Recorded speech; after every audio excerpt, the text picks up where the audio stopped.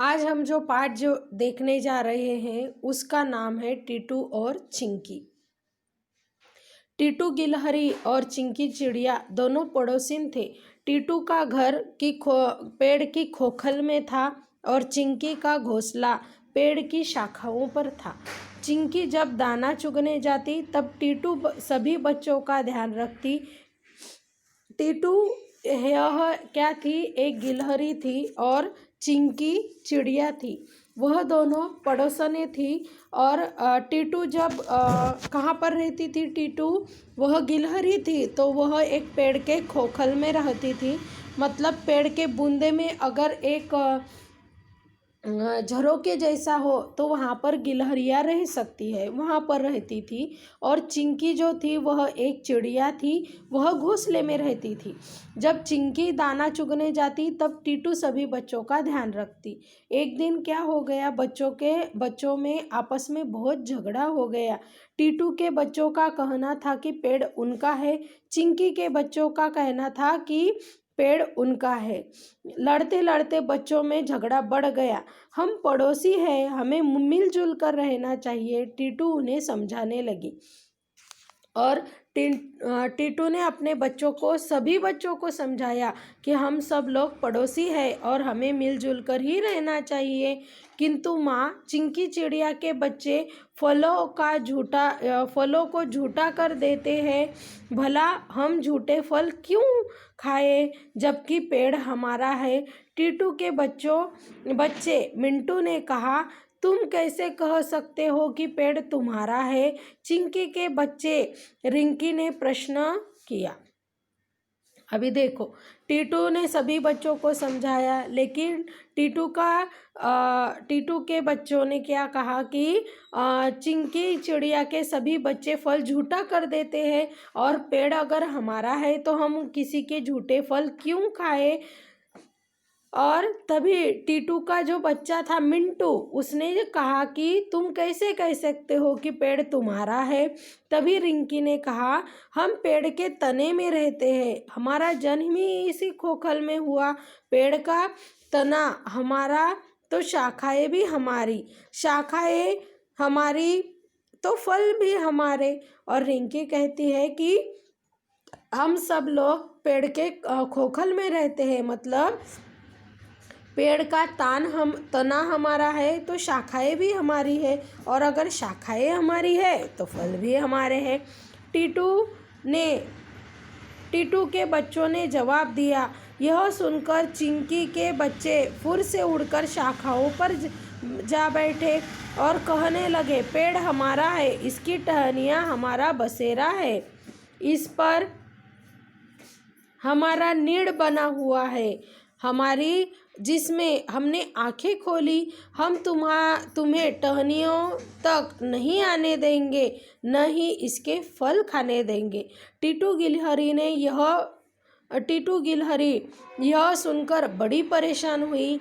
बच्चे लड़ाई पर उतारू थे, एक दूसरे को पेड़ से भगाना चाहते थे। और तभी चिंकी चिड़िया के बच्चों ने कहा कि इसी शाखाओं पर हमारा घोंसला है, नीड़ बना हुआ है, उसने हमने आंखें खोली है और टहनियाँ हमारी है, इसलिए फल भी हमारे हैं और हम तुम्हें यह फल खाने नहीं देंगे और यहाँ तक आने भी नहीं देंगे। यह सब सुनकर टीटू गिलहरी बड़ी ही परेशान हो गई, क्योंकि सभी बच्चे लड़ाई करने पर उतारू थे और एक दूसरे को उस पेड़ से भगाना चाहते थे। टीटू गिलहरी उन्हें समझाने लगी, बच्चों, बात उस समय की है जब तुम लोग का जन्म नहीं हुआ था। चिंकी ने अंडे दिए, अभी एक दिन भी नहीं गुजरा था कि आसमान में अंधेरा छा गया, तेज हवाएं चलने लगी।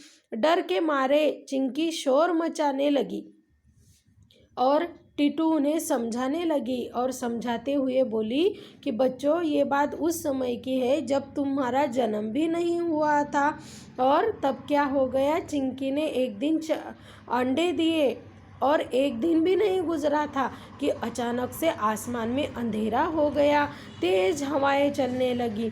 डर के मारे चिंकी शोर मचाने लगी उसे डर था कि शाखाएं हिलने से उसका घोंसला नीचे गिर जाएगा और अंडे उसमें रखे अंडे गिरकर फूट जाएंगे। तभी मैंने और चिंकी ने मिलकर अंडों को खोखल में सुरक्षित रख दिया। अभी कुछ देर हुई कि पानी बरसने लगा और चिंकी बहुत डर गई। उसे लगा कि मेरा घोंसला नीचे गिर जाएगा और घोंसले के साथ में अंडे थे, वह भी गिरकर फूट जाएंगे। तभी क्या हुआ, तभी टीटू गिलहरी की मदद से चिंकी ने सभी अंडे खोखल में रख दिए और वह सुरक्षित थे वहाँ पर। लेकिन क्या हुआ, थोड़ी देर बाद बहुत पानी बरसने लगा। पानी इतना बरसा कि नीचे बहता हुआ पानी हमारे घर तक आ पहुँचने लगा। हमें फिर चिंता होने लगी, हमारा घर डूब गया तो यहाँ पानी बच्चों अंडों को बहा ले जाएगा।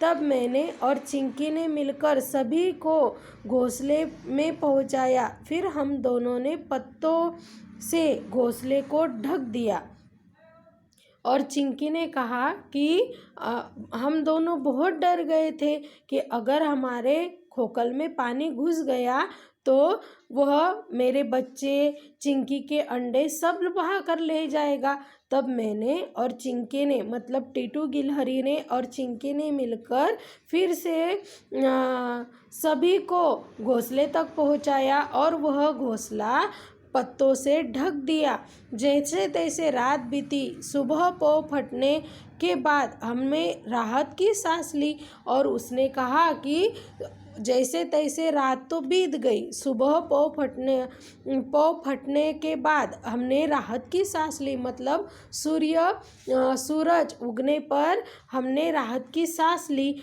तब से अब तक हम अच्छे पड़ोसियों की तरह आपस में मदद करते आए हैं। और उसने कहा कि तब से हम दोनों एक दूसरे को आपस में मदद करते हैं। तब हमने समझ लिया अकेला चना भाड़ नहीं फोड़ सकता। और तब उन दोनों को समझ में आया कि कोई भी व्यक्ति अकेला हो, यह मुहावरा है, अकेला चना भाड़ नहीं फोड़ सकता। कहावत है, ये इसका मतलब होता है कि कोई भी व्यक्ति अगर अकेली हो तो वह संकट का सामना नहीं कर सकती।